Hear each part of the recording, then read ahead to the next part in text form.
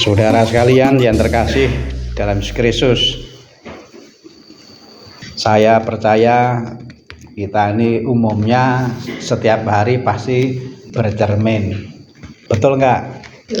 Siapa yang sampai pagi ini belum bercermin? Kalau saya memang belum. Saya nggak pernah bercermin.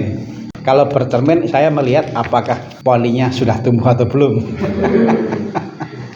Umumnya sudah bercermin ya. Ricky kalau bercermin biasanya yang dilihat apanya? Rambutnya. Pak Nemo kalau bercermin yang biasa dilihat apanya? Mukanya. Ibu-ibu kalau bercermin yang biasa dilihat apanya? Mukanya. Keriputnya. Ya. Semua yang ada di wajah, semua yang tampak ketika kita bercermin kita lihat. Kita menggunakan yang biasa ini untuk yang lebih dalam. Bercermin itu hal yang biasa, dan bercermin itu juga sesuatu yang kalau kita melakukan nggak usah nunggu disuruh, ya kan? Saya yakin kalau bercermin itu sering dan kita nggak pernah disuruh. Beda dengan berdoa, kadang ada yang untuk itu harus disuruh. Bahkan ada juga yang untuk makan pun harus disuruh. Mungkin untuk ke lawang, ke kebun juga ada yang nunggu disuruh. Jadi ada hal-hal yang memang kadang-kadang untuk dilakukan itu nunggu disuruh. Tapi ada hal-hal yang sudah sangat biasa dilakukan tanpa disuruh.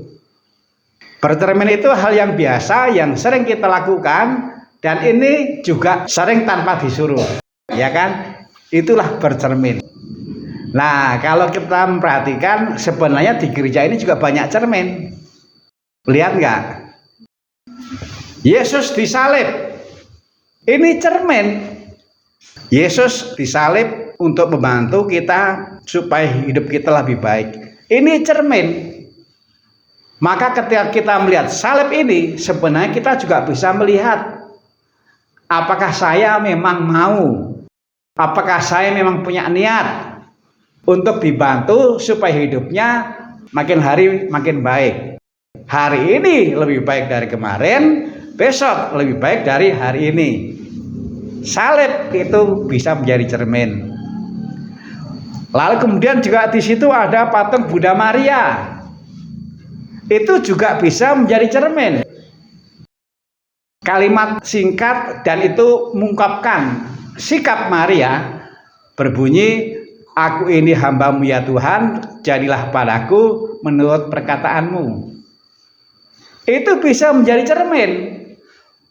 Maka ketika kita melihat patung Bunda Maria itu sebenarnya kita juga bisa melihat diri kita sendiri. Setidaknya kita bisa sambil bertanya, apakah yang dicontohkan oleh Maria juga hidup di dalam diri saya? Apakah saya juga punya sikap yang rendah hati terhadap Tuhan? Aku ini hamba-Mu ya Tuhan, jadilah padaku menurut perkataanmu. Cermin. Lalu juga ada patung Yesus yang berhati kudus. Itu juga bisa menjadi cermin. Itu bisa menjadi sarana untuk melihat apakah hati saya itu juga ditulari oleh hatinya Yesus. Apakah hati saya itu juga semakin hari semakin nampak bahwa yang kotor-kotor pelan-pelan dibersihkan. Supaya hati kita seperti hatinya Yesus, hati kudus. Mungkin ada iri hati, mungkin ada dendam, mungkin ada sebel dan seterusnya lah. Nah, debu-debu itu pelan-pelan bisa kita singkirkan. Lalu kemudian kalau kita misa, kita akan menerima tubuh Kristus. Itu makanan rohani. Kalau orang itu belum sarapan, biasanya kan lemes. Tapi ini saya lihat semuanya itu semangat. Tanda sudah sarapan. Iya, kalau ada yang sudah ngantuk, tanda sarapannya kebanyakan.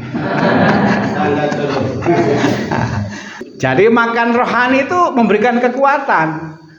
Maka tubuh Kristus, salira Kristus, makan rohani yang kita terima itu sebenarnya juga bisa menjadi cermin untuk melihat, kalau saya baru saja menerima tubuh Kristus, apakah setelah misa semangatnya lebih baik? Itu juga bisa menjadi cermin. Nah, sabda Tuhan yang tadi kita terima bersama itu juga bisa menjadi cermin. Tadi Yesus berkata, sebagaimana Bapa mengutus aku, sekarang aku mengutus kamu. Lalu dihembusi oleh Roh Kudus.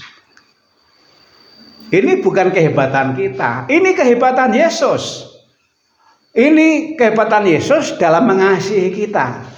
Meskipun kita bukan orang yang hebat, tapi karena Yesus itu sangat mengasihi kita, maka kita dipercaya untuk menjadi utusannya. Dan untuk itu Yesus nggak cuci tangan, Yesus tetap bertanggung jawab. Maka kepada kita dihembusi Roh Kudus untuk menyertai, supaya di dalam melaksanakan perutusan sebagai utusan Yesus, kita tidak seperti yatim piatu karena disertai. Maka firman tadi sebenarnya juga bisa menjadi cermin untuk melihat, apakah kalau saya melihat hidup saya memang terasa di sana saya sungguh berusaha untuk menjadi utusan Yesus, yang berarti melaksanakan pesan Yesus, mengisi hidup sesuai dengan ajaran Yesus. Yang untuk itu saya juga mau ditolong oleh Roh Kudus, berjalan bersama Roh Kudus, hidup dituntun Roh Kudus. Saudara sekalian terkasih, kembali ke laptop. Kembali ke awal tadi. Kita renungkan bersama kebiasaan kita bercermin. Bercermin dilakukan dengan tekun, bercermin tanpa disuruh. Mudah-mudahan kita juga punya kebiasaan seperti itu. Bercermin melihat hidup kita sebagai orang beriman dengan menggunakan hal-hal yang sudah akrab. Ada patung Yesus berhati kudus, ada patung Bunda Maria, ada salib, ada tubuh Kristus yang kita terima, tetapi juga ada sabda Tuhan yang juga kita terima. Inilah yang juga bisa menjadi cermin dalam hidup sebagai orang beriman, sebagai murid Yesus. Tuhan memberkati. Amin.